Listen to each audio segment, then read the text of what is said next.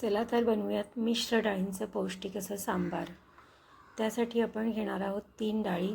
तुरीची डाळ 1 वाटी, मसूर डाळ पाव वाटी, मूग डाळ अर्धी वाटी आणि ह्या सगळ्या तिन्ही डाळी आपण स्वच्छ धुवून 2 तासासाठी भिजत ठेवणार आहे, म्हणजे डाळी पटकन शिजतात. आणि डाळ शिजताना आपण त्यामध्ये टाकणार आहोत कढीपत्ता, हळद, हिंग आणि तेल. तेल टाकल्यामुळे डाळ लवकर शिजण्यास मदत होते आणि मऊ शिजते. हे सगळं आपण कुकरला लावून शिजवून घेणार आहेत. आज मी कुकरला फक्त सांबारच लावते आहे. इतर वेळेस नाही तर मी त्याच्यावर थोडा भात, कुठली भाजी अजून एक्स्ट्राची शिजवायची असेल तर ती पण शिजवून घेते, म्हणजे आपली गॅसची पण बचत होते. आपला कुकर एकीकडे होतं आहे तोपर्यंत आपण दुसरीकडे गॅसवर पाणी ठेवलं आहे आणि त्याच्यामध्ये थोडीशी हळद, गूळ, मीठ असं टाकतो आहे आणि शेवग्याच्या शेंगांची आपण शिरा काढून ठेवलेल्या आहेत त्या शेंगा आणि प्लस त्याच्यावर थोडा लाल भोपळा पण आपण घालणार आहे, तर तो बारीक चिरून ठेवलेला आहे. तर तो ह्याच्यावर आपण चाळणी ठेवून पण शिजवू शकतो किंवा एक पातळ झाकण ठेवायचं, त्याच्यावर तो लाल भोपळा बारीक चिरून ठेवायचा आणि वरनं झाकण ठेवायचं, म्हणजे ते चांगला शिजतं. असं आपण झाकण ठेवून हे शिजवून घेणार आहोत एकीकडे.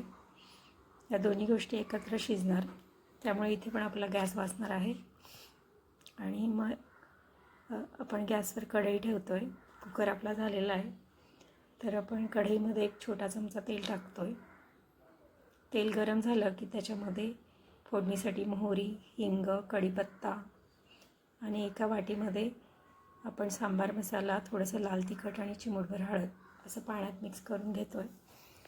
आणि हे मिक्स केलेला मसाला आपण फोडणीमध्ये टाकणार आहे, म्हणजे तो करपत नाही, कारण स्टीलची भांडी आहे ती. आणि मसाला छान परतून घ्यायचा. मसाला चांगला परतला की त्याच्यामध्ये आपण डाळ घोटून ठेवलेली आहे शिजलेली, ती घोटलेली डाळ टाकायची आणि त्याच्याबरोबरच शेवग्याच्या शेंगा आणि लाल भोपळा शिजला आहे तो पण टाकायचा आणि त्याचं जे पाणी आहे शिजलेलं ते पण टाकून द्यायचं, म्हणजे अजून पौष्टिकता वाढते याची. वरनं थोडी कोथिंबीर, थोडंसं तूप आणि थोडी मिरपूड, परत चिंचगुळाचं पाणी आवडीनुसार टाकायचं. कसं आंबट हवं आहे आपल्याला का थोडंसं गोडसर हवं आहे सांबार, त्याप्रमाणे आपण ह्याचं प्रमाण कमी जास्त करायचं. आणि छान कोथिंबीर पेरून झाकून ठेवून 5 मिनटासाठी उकळायचं सांबार. मस्त कलर आला आहे सांबारला. झाकण ठेवायचं आणि 5 मिनटं छान उकळी काढायची. मस्त उकळी फुटली आहे सांबारला, एकदम रेडी आहे सांबार आपला. आता आपण असा गरमागरम सांबार बाउलमध्ये सर्व करूया. हा नुसता पण खूपच छान लागतो.